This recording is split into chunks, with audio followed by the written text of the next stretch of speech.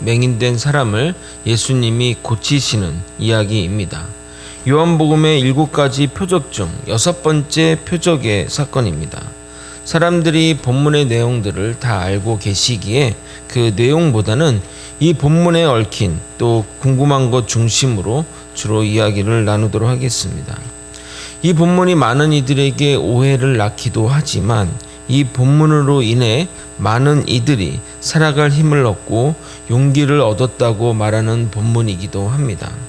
대표적인 인물로 강영우 박사가 있습니다.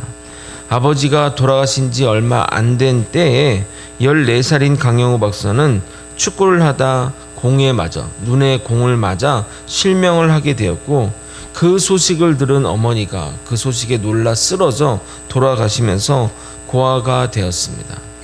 그의 누나는 남겨진 3명의 동생을 돌보다가 공장에서 과로로 쓰러져 죽게 되는 정말 기가 막힌 사연의 주인공이 되었습니다. 그러니까 14살의 고아의 맹인의 소년 가장이 된 것입니다.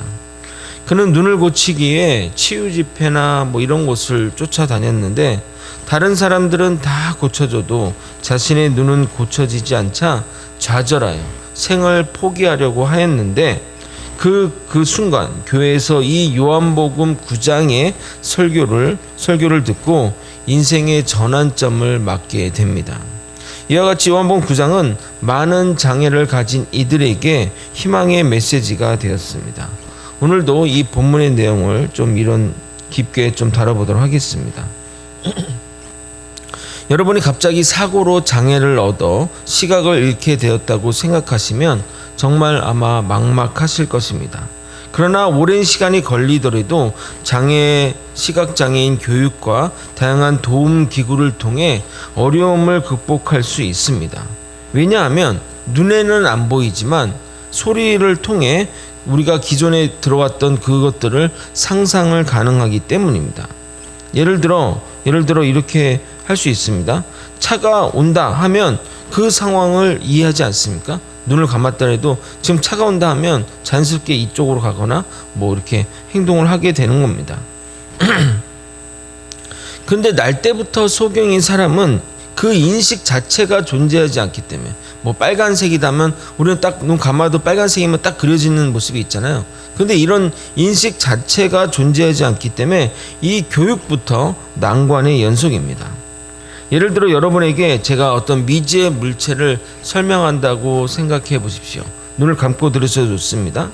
기다란 모양의 막대기인데 양쪽 끝에는 꽃 모양으로 동그라며 원숭이가 주문을 외우면 늘었다 줄었다 하며 적을 공격하는 데 쓰는 것을 상상하면 여러분 어떤 게 그려집니까?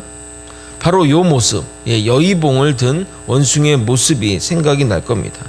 이로써 눈을 없다 하더라도 말로써 설명이 가능하니까 이렇게 교육을 통해서 하게 되는데, 날 때부터 소경인 사람한테 교육을 한다고 생각해 보십시오. 일단은 그것들을 만지게 해야겠죠. 이게 막대기야. 이게 막대기지, 알겠지? 끝에 한번 만져봐.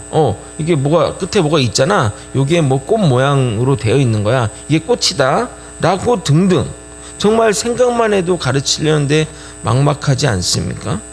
그러므로 당시 맹인들은 어떠했겠습니까? 그런 교육들이 제대로 시행되겠습니까?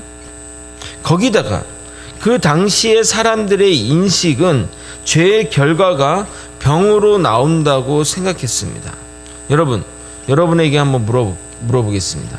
죄의 결과가 병이나 환난이나 또는 이런 것으로 온다는 생각에 대해 여러분은 어떻게 생각하십니까? 맞습니까? 틀립니까?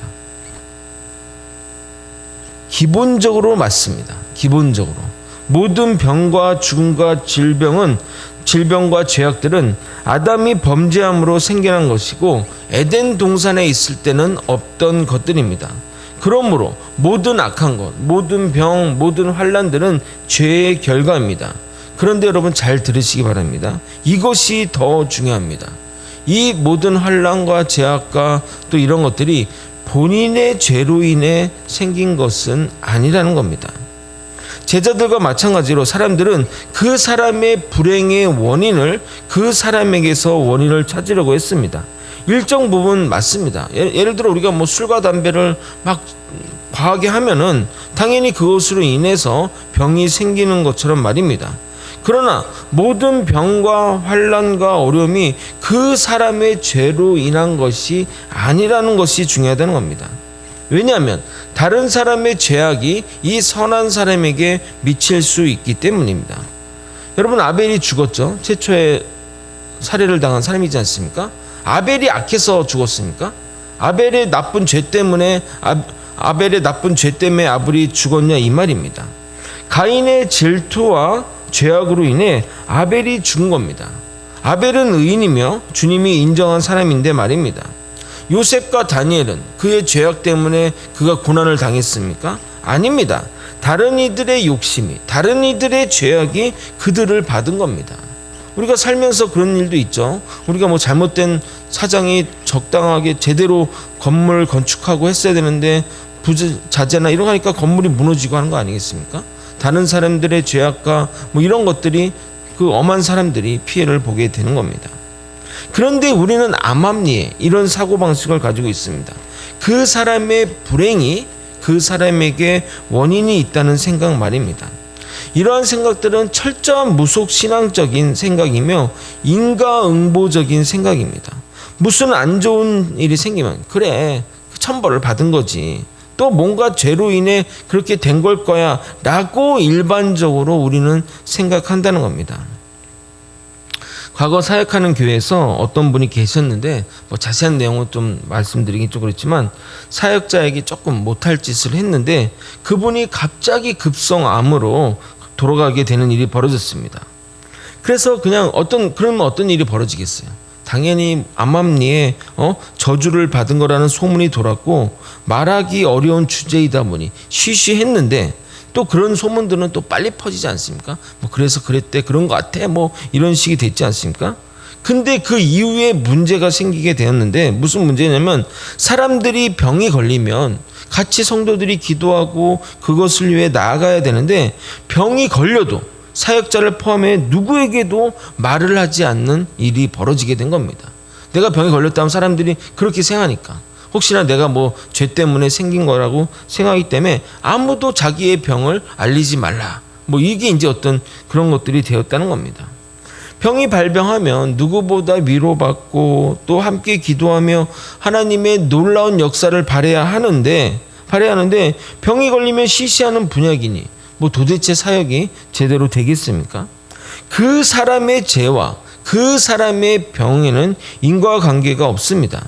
그런 식의 어떤 접근은 아주 미개한 무속신앙적인 사고방식입니다. 이 외에도 뭐 교회 성도들이 병이 많이 나거나 갑자기 돌아가시는 분이 많으면 목회자가 문제가 있다고 보는 시각도 있는데 이 또한 말도 안 되는 얘기입니다. 다 무속신앙적인 사고이며 근거 없는 생각입니다. 옛날에 그랬죠. 뭐 임금이 뭐 잘못되면 뭐 백성들이 뭐 환란이 온다. 예. 그게 천벌 받는다. 뭐 그런 얘기지 않겠습니까? 하나님은 남의 죄로 그 다른 멀쩡한 사람의 성도의 죄를 치는 분이 절대 아닙니다. 요한복음 31장 29절에서 30절 여러분 같이 한번 읽어보겠습니다. 함께 읽겠습니다. 시작. 그때 그들이 말하기를 다시는 아버지가 신포도를 먹었으므로 아들들의 이가 씨다 하지 아니하겠고 신포도를 먹는 자마다 그의 이가 신 것 같이 누구나 자기네 죄악으로 죽으리라. 그러니까 아버지가 신포도를 먹었는데 아들이 아우 시다. 이게 말이 됩니까? 아버지가 신포도 먹었으면 아버지가 시다고 해야 되잖아요. 그러니까 이 얘기처럼 그 이가 신 것은 그 사람의 어떤 죄악으로나 이런 것들로 죽는 것이지 다른 사람의 어떤 죄악으로 인해서 그것들의 그 징계가 이루어지지 않는다는 겁니다. 그러나 이스라엘 사람들은 병의 원인이 그 사람에게 죄로부터 되었다고 생각해서 이런 질문을 던지는데 문제는 그 사람의 특수한 상황으로 고민이 된 겁니다. 2절을 한번 같이 읽어보도록 하겠습니다. 읽겠습니다. 시작. 제자들이 물어 이르되 라삐여 이 사람이 맹인으로 난 것이 누구의 죄로 인함이니까? 자기 네이까 그의 부모이니까? 그러니까 그 사람이 어떤 병이나 죄가 걸리는 것, 죄가 뭐 하는 것들은 어떤 그런 사고 방식이 있고, 그게 뭐 완벽하게 틀렸다고 할 수는 없지만 일정 부분 자신의 어떤 그런 영향들이 있는데, 태어나면서 맹인인 사람은 죄를 지을 겨를이 없지 않지 않습니까? 그러니까 죄를 지을 겨를도 없었는데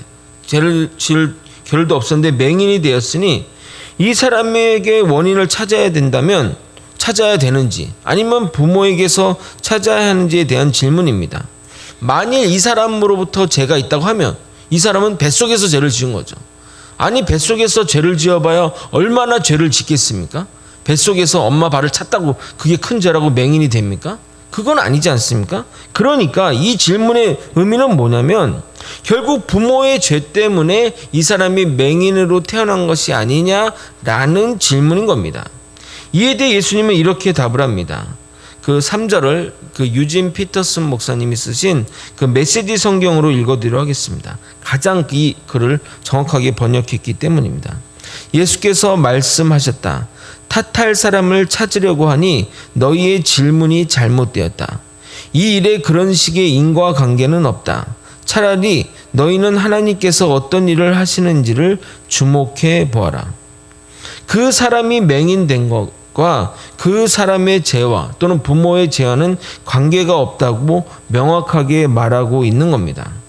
예를 들어 누군가의 음식에 넣어서는 안 될 것을 넣었는데 모르고 산모가 그것을 먹었다가 아이가 태어나면서 맹인이 된 것일 수도 있고, 또는 선천적인 어떤 유전병으로 그렇게 맹인으로 태어난 것일 수도 있습니다.